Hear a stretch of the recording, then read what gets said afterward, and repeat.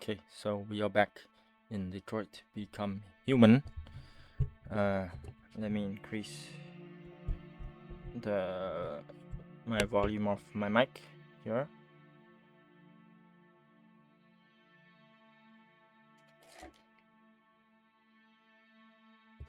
Okay, test. It's kind of late, so yeah, I'm recording many videos here, so it's getting late, and so I'm gonna be talking softly, and I wanna, you know, the game volume is also loud, so. By the way, I'm an ST200 model. I mean, I thought you might be interested to know that. Yeah, so welcome back everyone. Hope you are enjoying the series. I think this game is coming to an end, and before we continue the storyline, we can you see here extras is new. Before we complete it, we kind of messed up on the last mission, and yeah, the sad end. I was sneak peeking into it off camera, but artworks, videos, soundtrack, gallery, magazines. I was in videos here, and as you can see here,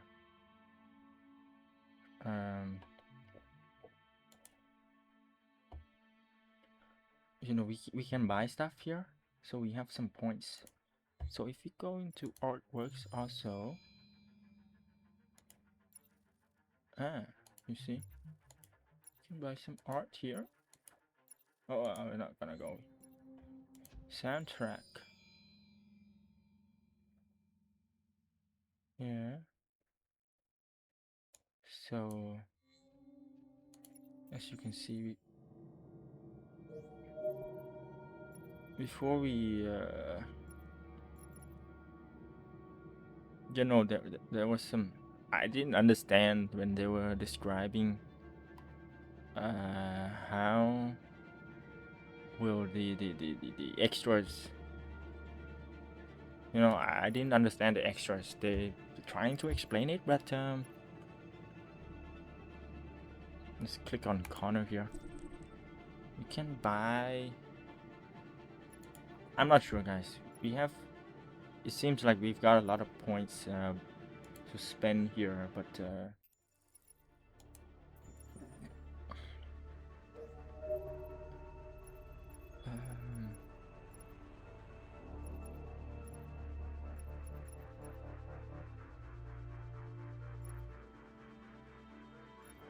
we can scroll down here.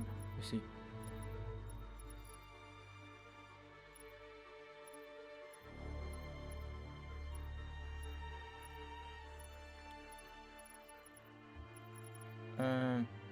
Oh, we buy the. Oh no, this wasn't the first one. Secrets of Androids: How Cyberlife designs its androids to coexist with humans. VR MMORPG reaches. Ah, so this is free. Maybe we can read. Maybe this can be a bonus episode or something. Maybe we can read it before we. Okay, Android soldiers, perfect killing machines. Tech Addict is a magazine by Tech Addict. Secret. Okay.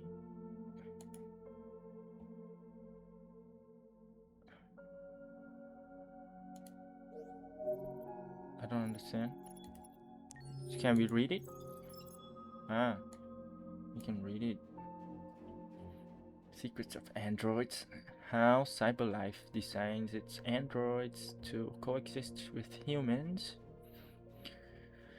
Designing androids that are easily accepted by humans was a huge challenge Cyberlife had to overcome. Jason Graff, director of the humanization department at Cyberlife, unveiled unveiled some of his design secrets in our recent interview. Okay, so it's like a JSON graph here. It's a kind of like revealing his secrets, the design secrets. The first androids were perfect. They had perfect faces, perfect expression, and we soon realized that there was something disturbing about them that made people feel uncomfortable. CyberLife worked on ways to humanize its machines so that they could enter our homes and become our members of our family. What the fuck? Okay, and okay. They created androids of both genders and all ethnicities, analyzing thousands of voices to find the most pleasing tones. Okay, realistic blinking was perfected, though totally unnecessarily, along with breathing, facial hair, and many other humanizing traits. This perfect simulation of humanity down to details that androids simply don't need is the secret of CyberLife's design success. What the heck? I don't know about you guys, but currently AI, in my opinion, AI have been taking over, you know. So that's that, and yeah, that was one example of okay, let's go back. Read the first one here. The transport innovation that's shaking up California. Connecting the dots here. Politics in focus. Are American senators really corrupt? China earthquake kills 10,000 people. Connecting the dots. The transport innovation that's shaking up California. The new subtube completed its first journey today. From Manhattan to downtown LA in under 2 hours, less than half the 5-hour flight time. Wow. The top speed of 1,800 miles per hour yeah, was made possible because the tube travels through a depressurized chamber, providing a near frictionless environment for its magnetized motors.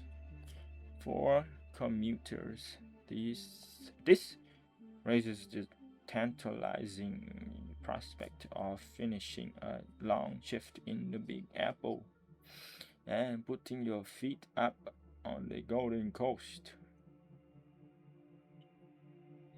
What the heck? Subtube. Was it? Okay, we were playing. Let me give a little bit of background on the game that we are playing. When we were playing, Kara was running away, and I think they got into the subtube. Maybe I'm not sure. Subtube is underground, so maybe that's not a subtube. So I don't know. The transport innovation that's shaking up California. California's property markets are reacting. Suburban prices have skyrocketed by 64%. LA realtor Charlene Lowe says she knows where the new buyers are coming from. There are East Coast types, specifically New Yorkers. There are a chance they see a chance to keep that NYC salary whilst enjoying an LA lifestyle, and they are scrambling over each other to take advantage. Real estate isn't the only thing shaking up. School places are rapidly filling, and suburban retailers are racking up prices in the anticipation of all those New York flooding in. Longtime Californians are expected to be pushed out from the cities, which is why they've been protesting the new line.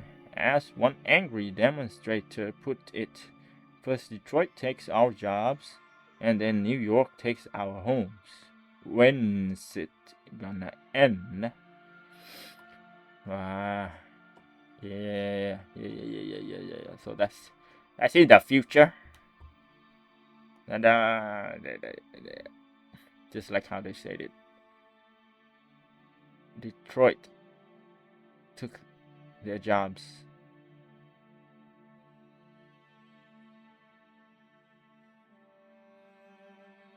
I don't understand. Maybe that's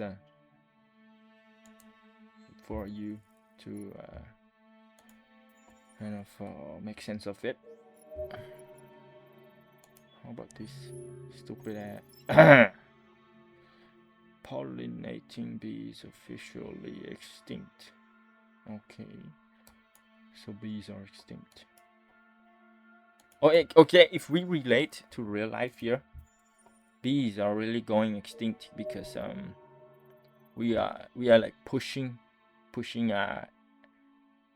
like wildlife away, and then building factories on top of them, and cities, new cities, expanding our cities, so bees are going extinct. That's easy to understand. But here, California and Detroit, here, these two, they say, let's say in the future, I don't know, man. I don't study American history. Okay, maybe we can spend some points here. Okay, let's we can, what the fuck? Sorry, who should we get here? Got a lot of stuff here. How about we get this one? Oh, we'll get the first one here, very first one. What the fuck is there two? What the fuck is there, like 4?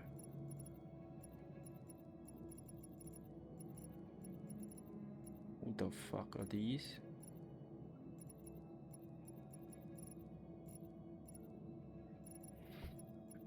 Okay, I think I know.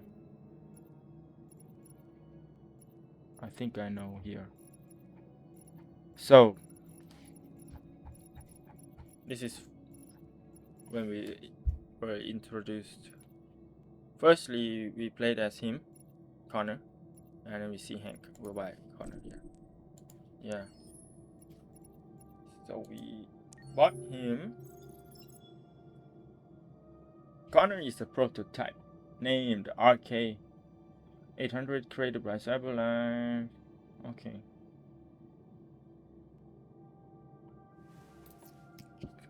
Okay, guys. How about we buy Hank also? We got so much points. So many points, I mean. Fuck.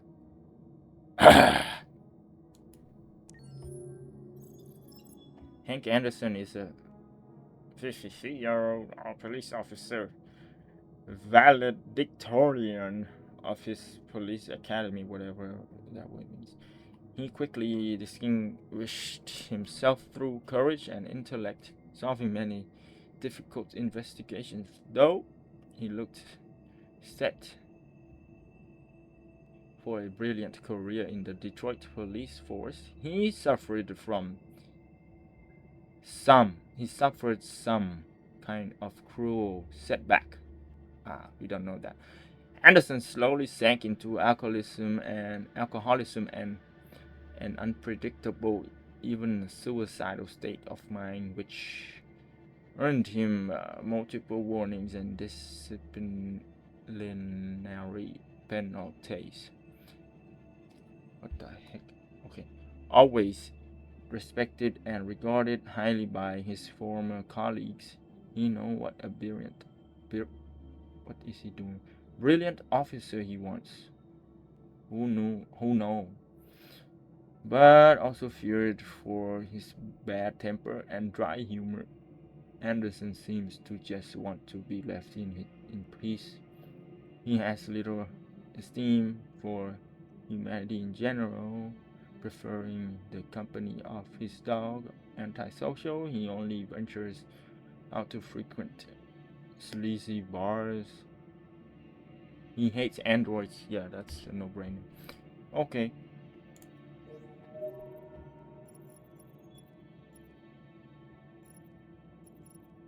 What the fudge? What the fudge? Okay. So, let me get this straight. So, Connor,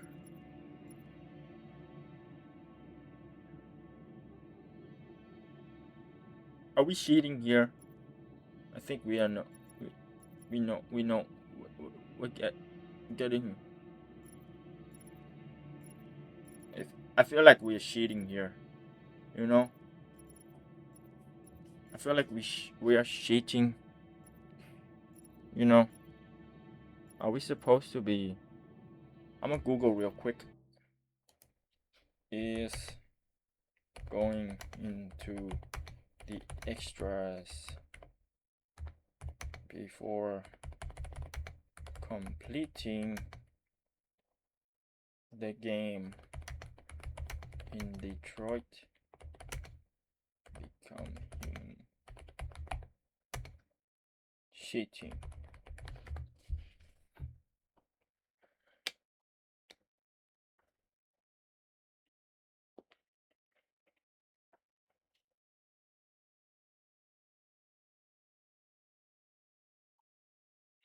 So it's actually okay. So Okay. we'll get this pigeon also. I'm just curious, guys. So derived from the rock dove. Dove. The heck? The domesticated or urban pigeon can weigh on average between 0.3 and 0.5 kilos and have a lifespan of 5 to 10 years. The phobia of birds, which Lieutenant Anderson has self-diagnosed, is known as... Okay, so what the heck? So if it's not cheating, who the heck is he?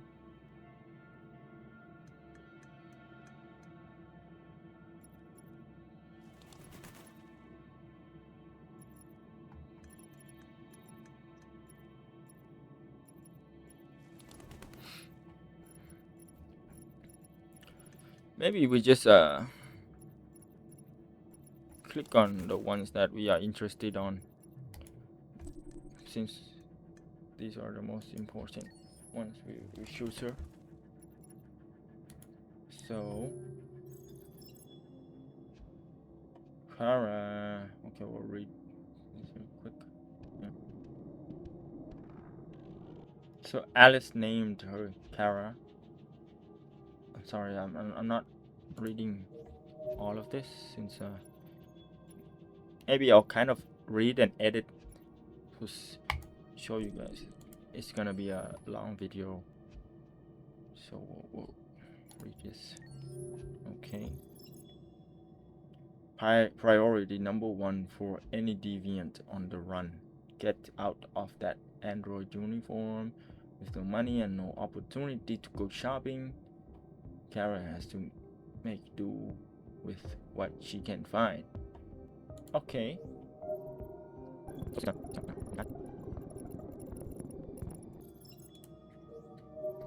So, yeah. I don't know if this part will I put it in the video, but it seems like Marcus here is a low leveled version of Connor. Connor here seems to be the man, you know, the J, the AI, like best machine, you know, RK 800. It's like the max level. If you click on her, she's AX 400, and Marcus, he's a RK also, almost like a Connor, but a 200. If we click on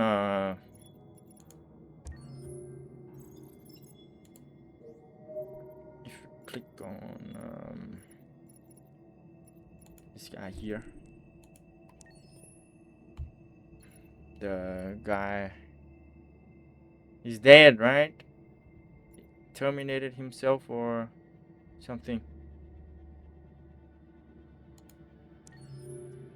This guy is HK 400, almost like a, I don't know, HK. What the heck? We saw RK. We play as RK 800 and RK 400 or 200 and AX 400. HK 400 is one of the first androids designed to be household assistants. This particular model was bought secondhand by Carlos sorry Carlos Ortiz in 2036. He is suspected of murdering his owner under circumstances which still remain mysterious. He's like 6 years old, you see. How about Connor? How old is Connor? Fucking hell. Connor is brand new. Stupid G.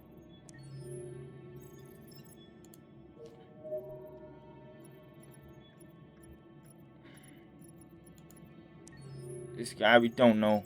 You see, we don't know. He was gifted by Elijah. Elijah Kamsky. I don't know who's that.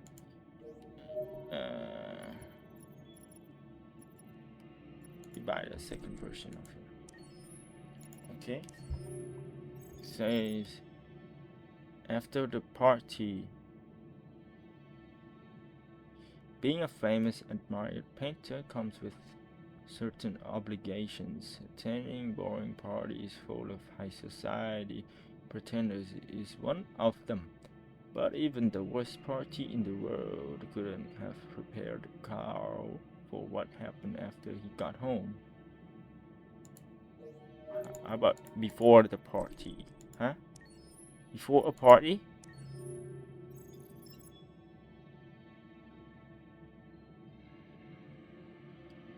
Carl is an internationally renowned painter who became the leader figurehead of the neo-symbolism movement in the 2020s. His unique talent makes him one of the most in vogue artists. Make him one of the most in vogue artists. What the heck? I don't know what that means, guys. Pardon for my English, but in vogue is like a magazine. I'm not sure. And many of his paintings are sold for hundreds of millions of dollars. That's a lot of money. Manfred divides critics. Some seeing him as the greatest genius since Bacon. Others thinking he was no talent whatsoever.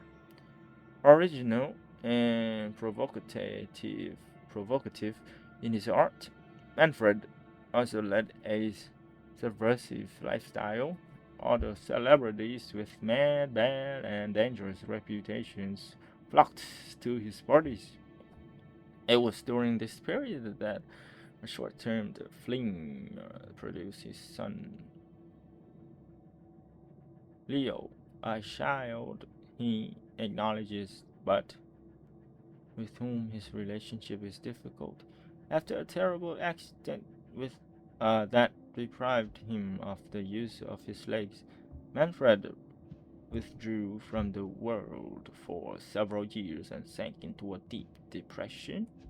Thanks to the android offered by his friend Kamsky, Carl gradually returned to the world and discovered the desire to paint. Amanda is the handler the Connor series, responsible for investigating the Deviant issue on behalf of CyberLife. Connor reports to her through a graphic interface, allowing them to stay in constant contact. If Amanda is an advisor and guide for Connor in his investigations, she also has the power to deactivate him at any time. So he is Connor, maybe. Right? I'm not sure. Is he? I mean, is she Connor? If Amanda is the advisor and guide for Connor, or is Anne advisor?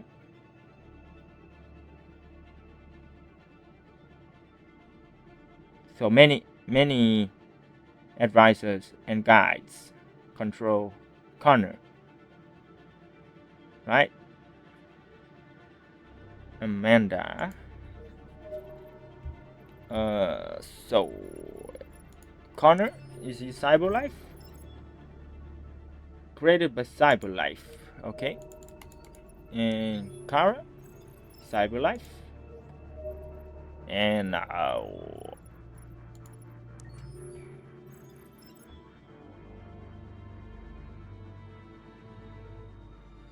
don't know about Marcus, but how about this guy, the dead guy, dead AI?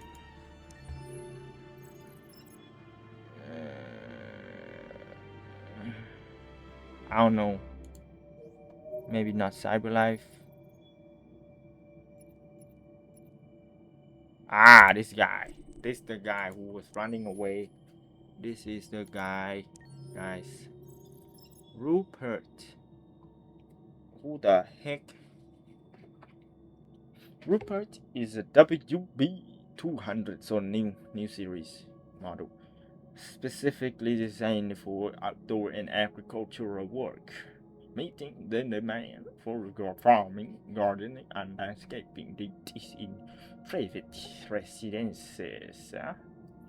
While working for Detroit Urban Farms, situated on the roofs of buildings in the city, Rupert is suddenly panicked when another android is victim to an accident in front of his eyes. He flees without understanding what is happening to him, knowing only that he will never be able to resume his previous life. With stolen money, he acquires false papers and moves to an abandoned apartment near the urban farms. He lives in the midst of thousands of birds that he feeds, taking solace in their company. Some kind of different. You know, we saw RK. RK, that's CyberLife. AX, that's CyberLife. Well, RK is kind of messed up. I don't know, but we have WB here and HK. HK, HK. I don't know. And WB. Is there a different? Who is this? We'll buy this. Just the heck. Who the? Oh my god, man. Oh my god. Some androids were discarded so long ago and have degenerated so much that it's impossible to tell what their original function was. Marcus encountered Phyllis. Phyllis? I'm sorry, I don't know that name. In a dump of disused androids, clearly deviant.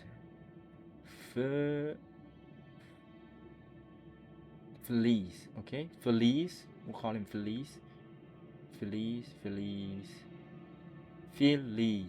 Yeah, recognized deviancy in Marcus also and urged him to find Jericho, a place where our kingdom live in freedom, before shutting down permanently.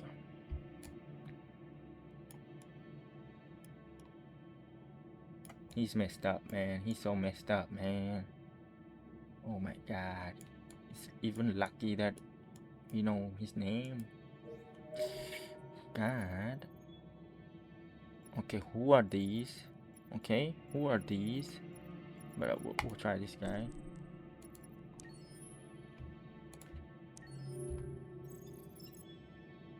Okay, Leo. Leo is the only son of the famous painter Carl Manfred, born of a short and passionate fling with a young groupie. Leo was initially raised by his mother, who got a large pension to take care of him. Manfred recognized his paternity at their birth, but it was only when Leo was 16 that they saw each other again. The old man, lost in doubt, confronted his demons through facing the angry young man. But their embryonic relationship quickly changed when Manfred realized that his son was hooked on red ice. Red ice, that's the heck. I know ice is like meth or something. What the heck is red ice? Tension grew, leaving. We shouldn't even talk. Yeah. Tension grew, leaving Manfred profoundly angry and disappointed at Leo's every visit, forcing him to realize that he couldn't be the father he wanted to be. Okay, guys, we've used like half of our available points here, and we gotta choose wisely now.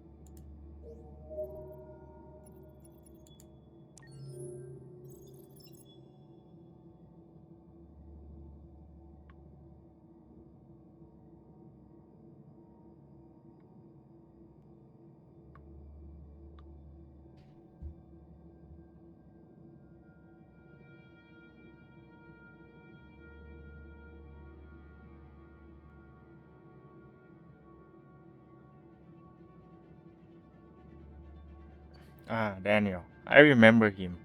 He was the first mission deviant that Connor.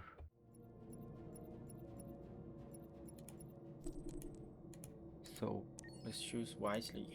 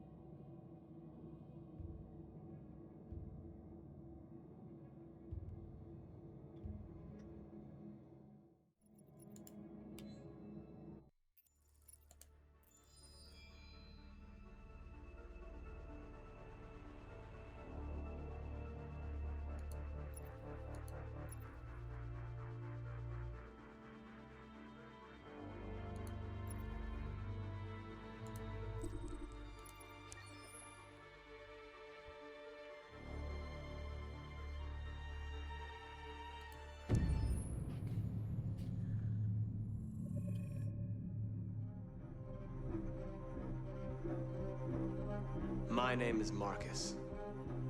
My name is Connor. My name is Kara. I am one of them. This is our story. I think who Kara is, or how I would describe Kara, depends entirely upon who's playing her, because you have the option to make her multiple different people depending on the choices she makes. But I think she does start out incredibly naive, incredibly innocent, and kind of hapless. I'm sure we used to be friends before I was reset. Maybe we can be friends again. She's a person who's characterized, I think, by empathy. She's a person who really, she just comes from her heart. You'll never leave me, right? Promise you'll never go. I promise. Kara, Alice! Are you okay? Are you hurt? Wait a minute. Leave her alone! Kara, leave her alone! The really beautiful thing that I've had the gift to be able to do is to essentially build a person from the ground up, because that's what she's doing throughout the game. And with every experience she has and every person she meets, she's building, you know, first emotions and then the sense of judgment. And it's sort of an exploration of what it is to be a human. Don't worry. Luther and I will be right here.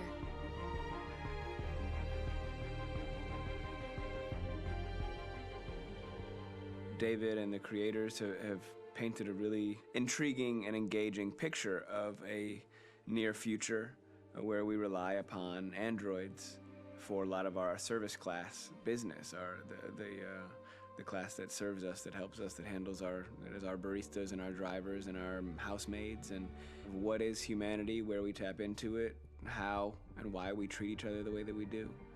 And my character Marcus has a really intriguing journey, becoming deviant, realizing that he actually has feelings and human qualities inside of him, and it's a really incredible ascension into becoming fully realized and coming to terms with what you actually deserve better than this in life. And not only do you want it for yourself, but you want it for your peers. We've come here to demonstrate peacefully and to tell humans that we are also living beings.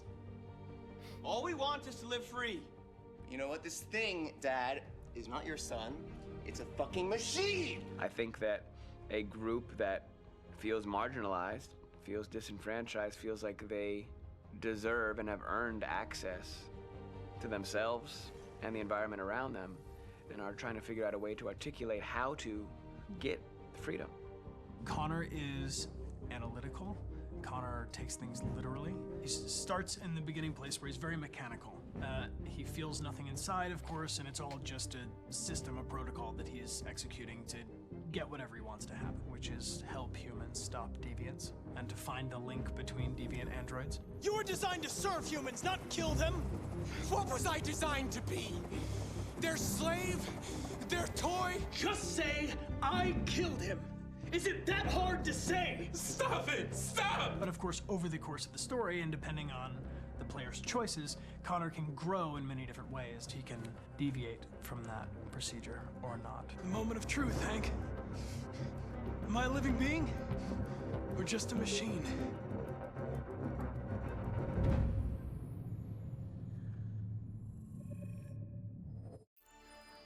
Oh no, man.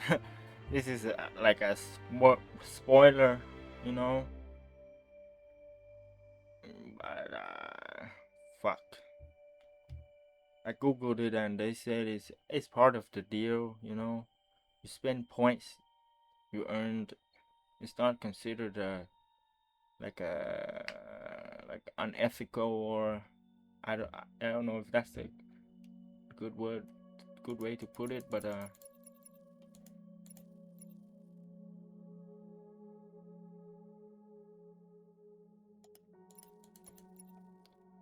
kind of don't want to do this anymore. It's like spoiling the game for me. But maybe I forget easily. I don't know.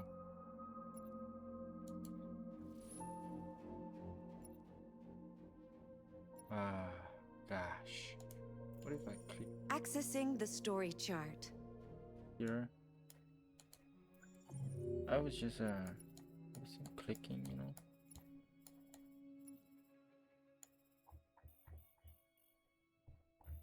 Gosh, I know it, man.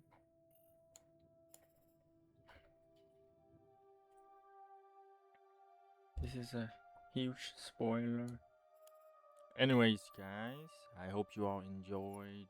That's the end of this episode. Don't forget to like, comment, and subscribe. Peace.